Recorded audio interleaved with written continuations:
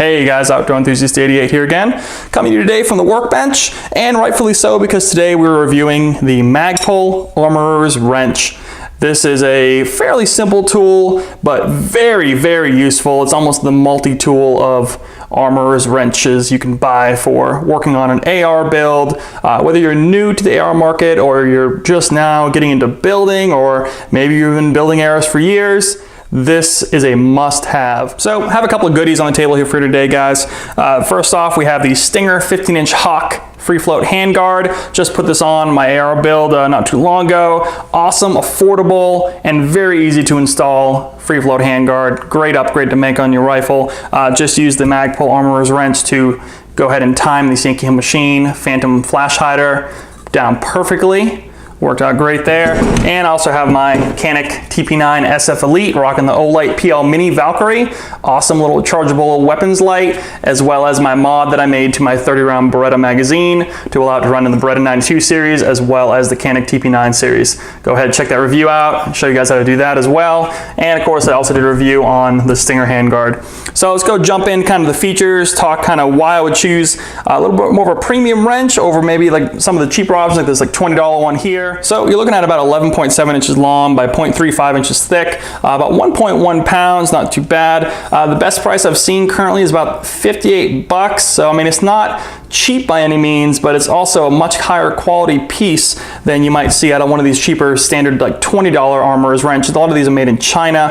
It has about half as many tools and a lot cheaper. Like for example, this castle nut piece right here is only one stud versus 3 studs here. So you're not going to get as good of a torque using this wrench, and you're much more likely to actually potentially scrape something on your rifle, or even worse, mess something up. Running through the features, this thing is chock full of features. I mean, it's really like the Leatherman of armorer's wrenches. It's actually really well laid out as well. So I'm just gonna go and talk through it right now.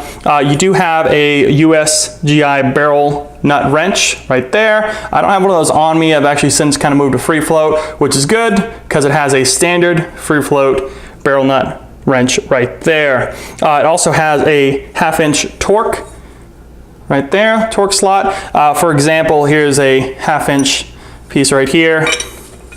Real tight lockup. Show you guys.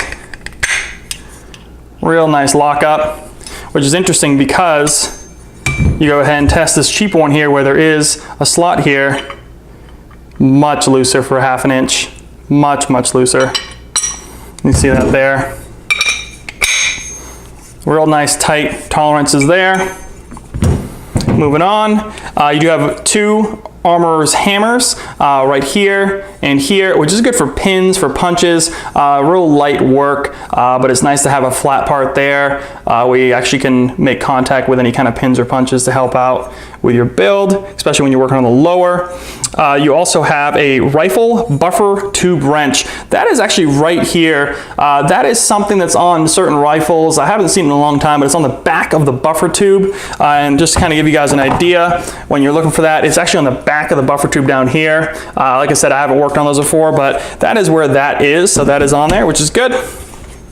And of course, moving right along, you also have a carbine buffer tube castle nut wrench, which is the 3-prong thing I mentioned right here. And that on the rifle is right in the back right here. You can see there's a 4-point contact on that castle nut. You drive the wrench over the buffer tube and go ahead and torque this off and on, depending on what you need to do with it. And then when you're using one like this, you can see the wrench only has 1 point, so you really have to kind of drag it in there, and it only goes one way, whereas the Magpul, you can put it on there and go either way, no matter what you want to do with it. All right, so continue moving along here.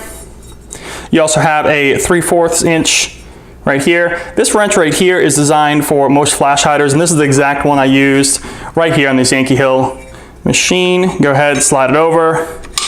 Locks in nice and tight. The tolerances on this, of course, it's Magpul, you know, it's going to be awesome quality, but the tolerances on this wrench are outstanding. I mean, this thing fits everything to the T, which is awesome.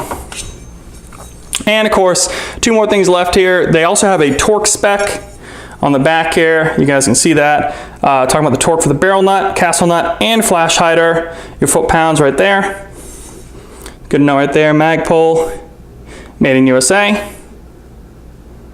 See if we'll focus for you guys. There you go.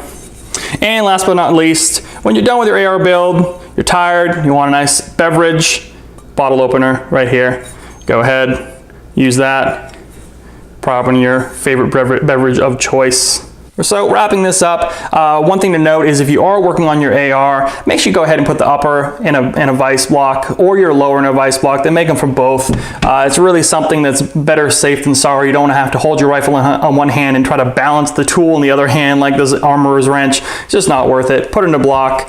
But kind of talking about the wrench here, I think it's very versatile. The quality is there. I mean, if you're looking to build maybe one AR, or if you're looking to just work on the one AR you have, you might get by with one of these $20 gun show special made in China all steel armorer's wrench. I mean, it's real generic, but it's definitely something you can work with. But that being said, if you're looking to do a few AR builds, if you own a few ARs, if you're building with your buddies, if you're building ARs for your friends, I mean, things like that, when you get into multiple rifle builds, you're going to want to pick up this right here. I mean, the versatility is there. The pure amount of tools on here is incredible. I mean, everything you need to build an AR is pretty much almost all on here.